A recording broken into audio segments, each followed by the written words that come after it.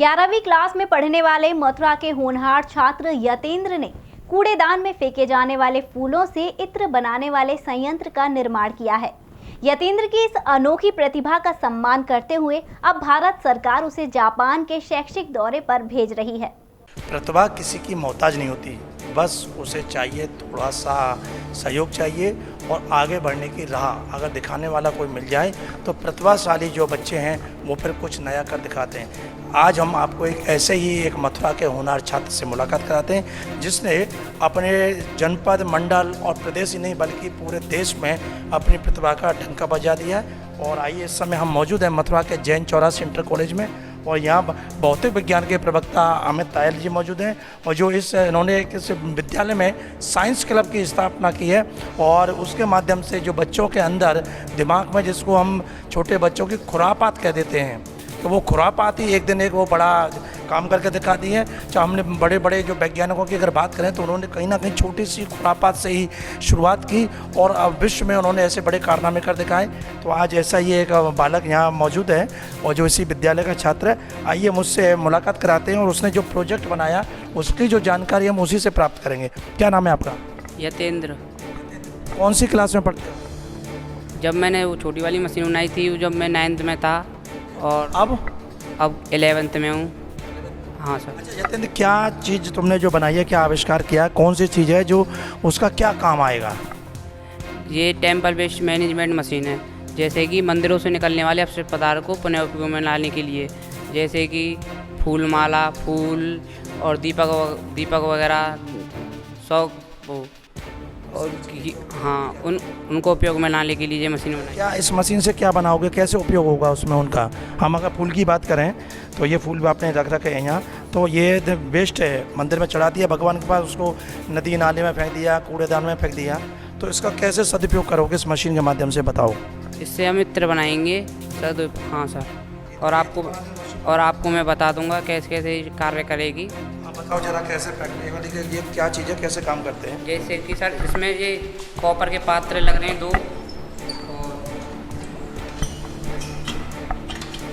ये ऐसा खुलती है? हाँ सर।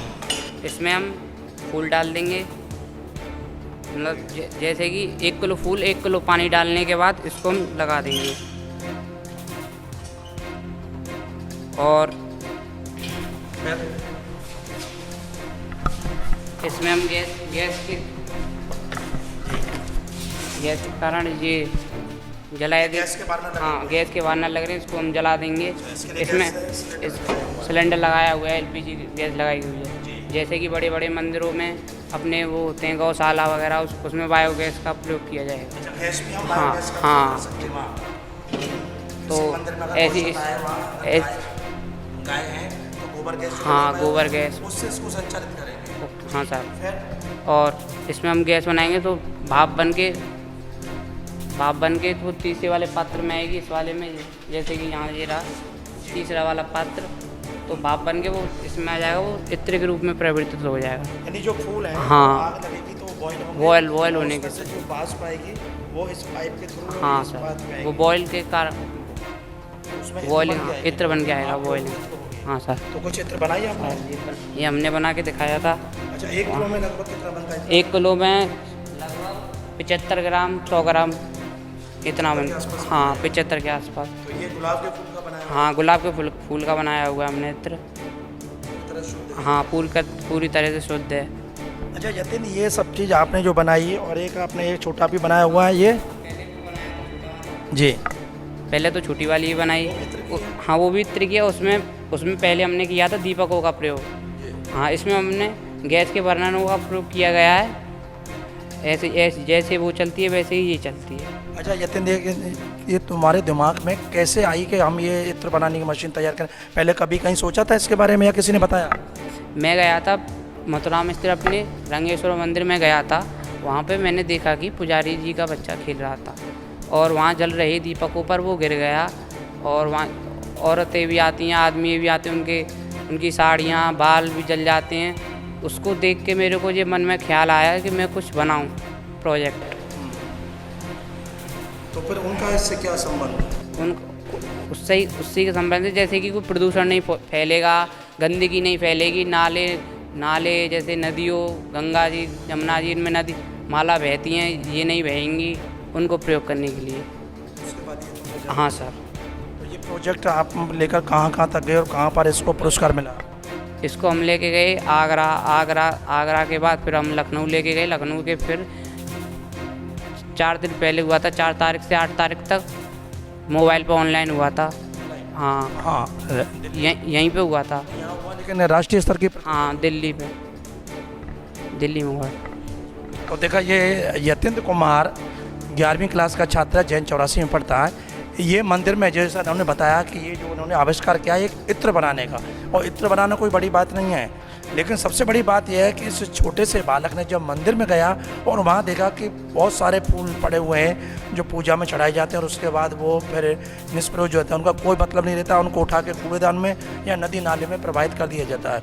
और वहीं दीपकों का ढेर लग जाता है, वो जलते रहते हैं कूड़े ढेर। तो किसी बच्चे का उन्होंने कहा हाथ जल गया, किसी के वस्त्र जल जाते हैं, क्योंकि भीड़ होती है। तो वहाँ से इनके मन में प्रेरणा हुई कि क्यों ना दीपक हो या फूल माला, इनका सदुपयोग करके कोई ऐसी चीज़ बनाई जाए कि उस गंदगी से भी निजात मिले और कोई अच्छी चीज़ बन के आए। तो इन्होंने जब 9वीं क्लास में पढ़ता था ये बालक, तो उसने एक छोटा सा बनाया, और उसका तरीका वही है वाष्पीकरण विधि से, लेकिन इसमें उसको बॉयल करने के लिए उन्होंने जो वो दीपक, उन्होंने कहा कि जो दीपक से साड़ी जलती थी वहाँ आरती की भगवान की, और दीपक हम वहीं छोड़ देते हैं। तो इनके मन में आया कि उस दीपक को आरती के बाद अगर ऐसे मंदिर में ही मंदिर के सेवायात उस दीपक का प्रयोग करें और उन फूलों का प्रयोग करें तो वो इत्र बना सकते हैं, भगवान को भी अर्पित करेंगे और एक नया रोजगार भी लोगों को मिलेगा। उसको इन्होंने फिर बड़ा रूप देने के लिए ये बड़ा इत्र का एक बनाने का प्रोजेक्ट तैयार किया, और इसमें इन्होंने पूरे कॉपर के ही इसमें जो पात्र हैं 3 वो लगाए, पाइप भी कॉपर की है। इसमें इन्होंने लगभग 2 किलो इसमें सामग्री आ सकती है, जैसे बताया 1 किलो फूल और 1 किलो पानी, और उसमें फिर गैस के बर्नर को जब जलाएंगे, गैस से जब आग पहुंचेगी और उस ताप से वो बॉयल होगा, बॉयल होने के बाद जो भाप बनेगी वाष्पीकरण, तो वो इस पाइप के थ्रू और यहाँ पहुँचेगा, और ये स्टोरेज के लिए फिर इसमें एक पात्र और है, और उस तरह से फिर ये इत्र बन के आती है। और इन्होंने जो गुलाब के फूल का बनाया है, और काफ़ी इसका जो आप देख रहे हैं रंग भी पीला रंग है, और गुलाब की इसमें खुशबू है बड़ी सुगंधित। जो मतलब एक सबसे बड़ी चीज़ तो ये है कि शुद्धता की 100% गारंटी, इसमें ना कोई मिलावट और ना कुछ। अच्छा जतिन, इसकी लगभग खर्चा कितना आया इसमें? इसका लगभग खर्चा आया 15,000 रुपये के आसपास। देखिए, तो कोई इसका खर्चा भी ज़्यादा नहीं है, और इसको थोड़ा बड़ा रूप भी और दे सकते हैं। तो मैं तो ये कह सकता हूँ कि हर छोटे से छोटा मंदिर जहाँ 10-5 किलो फूल अगर रोज आते हैं और उनको व्यर्थ फेंकते हैं, तो इस तरह की अगर एक वो अपनी मशीन या स्कूल के जो यतेंद्र है जिसने बनाया है, इसको देख के इसको ढंग से और मॉडिफाई करके, और यहाँ के जो प्रवक्ता हैं अमित तायल जी, इनके सहयोग से हर स्कूल में, जबकि मथुरा वृंदावन में तो हजारों ऐसे मंदिर हैं पूरे ब्रज मंडल में कि जहाँ अगर इस तरह से करें तो निश्चित ही प्रदूषण पर एक बहुत बड़ी रोक लग सकती है। और मैं चाहूँगा कि यहाँ के जो प्रवक्ता अमित तायल जी, आप बताएँ कैसे आपके विद्यालय के छात्र ने और इतनी ऊँची छलांग लगाई, तो ये सब कैसे संपन्न हुआ? देखिए, सबसे पहले क्योंकि ये मशीन हमने ठाकुर जी के लिए बनाई है, तो शायद उन्हीं का आशीर्वाद भी था। पहले हमने मशीन बनाई स्टेट लेवल के लिए, वहाँ के जजों ने जो हमें सजेशन दिए हमने उनको इम्प्लीमेंट किया। तो ये मशीन जो है, जहाँ पर हमारे पास बड़े संसाधन नहीं है, वहाँ पर हम इस छोटी मशीन को यूज़ कर सकते हैं। अब जैसे बिहारी जी का मंदिर है, जन्मभूमि का मंदिर है, जहाँ सब संसाधन है, वहाँ हम, जिनकी अपनी गौशाला है, वहाँ पर हम गोबर संयंत्र प्लांट का उपयोग करते हुए, गैस उपयोग करते हुए बड़ी मशीनों का उपयोग कर सकते हैं। जैसे कि हमारे जज ने भी देखा कि कुछ अलग हटके, कुछ इनोवेटिव किया है, तो उन्होंने इसीलिए बच्चे को सेलेक्ट किया। पूरे भारतवर्ष से सारे 30 राज्यों, केंद्र शासित प्रदेशों और केंद्रीय विद्यालयों में से 60 बच्चों का चयन हुआ है। पूरे यूपी में से 2 बच्चों का चयन हुआ है, और माध्यमिक शिक्षा में से केवल एक अकेला ऐसा बच्चा है जो इतने सीमित संसाधनों के बाद भी इस लेवल पर पहुंचा है। और ये बच्चा अब जापान जाएगा, इसको माननीय राष्ट्रपति जी सम्मानित करेंगे।